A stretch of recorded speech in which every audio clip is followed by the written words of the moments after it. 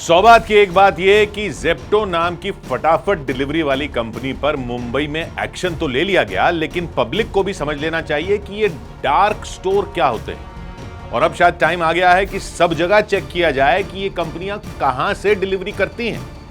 Zepto नाम की company भी मिनटों में सामान सप्लाई करने के धंधे में। तो मुंबई में धारावी में जब उसके गोदाम में छापा पड़ा तो देखा कि खाने के सामान में फंगस लगी हुई थी। बहुत सारा सामान एक्सपायरी डेट वाला था। यह सिर्फ एक कंपनी के एक गोदाम की कहानी हो ऐसा तो नहीं लगता। पब्लिक को भी देखने की जरूरत है कि ये घर पर मिनटों में सामान डिलीवर करने वाली कंपनियां जो नुक्कड़ की किराना दुकानों से सस्ता सामान दे देती हैं तो कैसे दे देती हैं? दुकानदार इनके रेट पर सामान क्यों नहीं बेच पाते?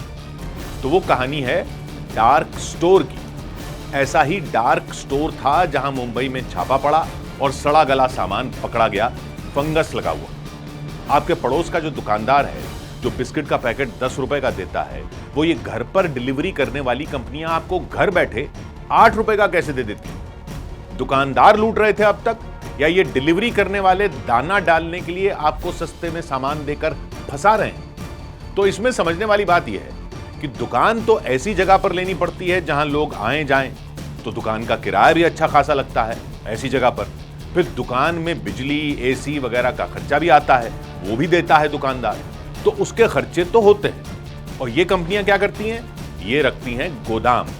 इन गोदामों को कहते हैं डार्क स्टोर। ये तो मेन सड़क पर रखने की भी जरूरत नहीं होती, ये कहीं भी अंदर गली में रख लो, कोई ग्राहक थोड़ी आ रहा वहां पर। तो इनको ऐसे डार्क स्टोर रखना सस्ता पड़ता है। डार्क स्टोर यानी डार्क, किसी गुमनाम जगह पर भी हो सकते हैं, लेकिन वहां साफ सफाई तो रखेंगे या नहीं रखेंगे?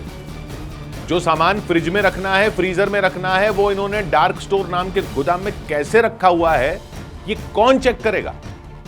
चूहे घूम रहे हो, कॉकरोच घूम रहे हो, कीड़े हो, डार्क स्टोर का मतलब ये थोड़ी है कि कोई देखेगा भी नहीं। खाने की चीजें किस सामान के साथ रखी हैं वो दुकान में तो दिख जाता है ना। इन कंपनियों के डार्क स्टोर में क्या पता चलता है? कभी सोचकर देखा आपने? लेकिन अब जो खबरें आ रही हैं उनको देखकर तो सोचना पड़ेगा।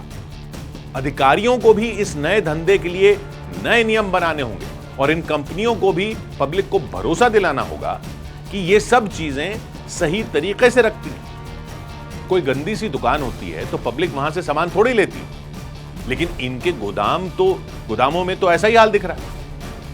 फोन पर, ऐप पर फोटो तो ये ऐसे बनाते हैं जैसे सीधा बाग से फल तोड़कर ला कर देते हो, और फैक्ट्री में खाने के सामान के पैकेट सीधा घर तक पहुंचा देते हो, जबकि रख रखा है सामान ऐसे डार्क स्टोर में जैसा मुंबई में पकड़ा गया।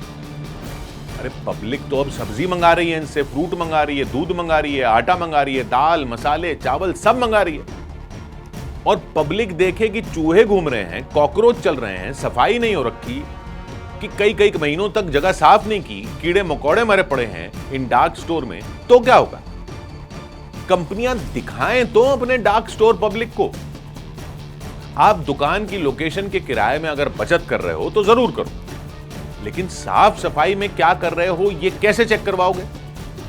सरकारी इंस्पेक्टर चेक करेंगे तभी पता चलेगा क्या? अरे आप तो डिजिटल धंधे में हो ना, तो ऐसी कंपनियों के जो डार्क स्टोर, उनकी लाइव सीसीटीवी कवरेज इनके ऐप पर क्यों नहीं हो सकती? लाइव टीवी पर दिखाओ, अपनी वेबसाइट पर दिखाओ कि यह है हमारा गोदाम, हमारा डार्क स्टोर। जिसको देखना है वो देखकर तसल्ली कर ले। अगर आप कुछ गलत नहीं कर रहे तो सबके सामने करो। डार्क में क्यों रखोगे डार्क स्टोर को?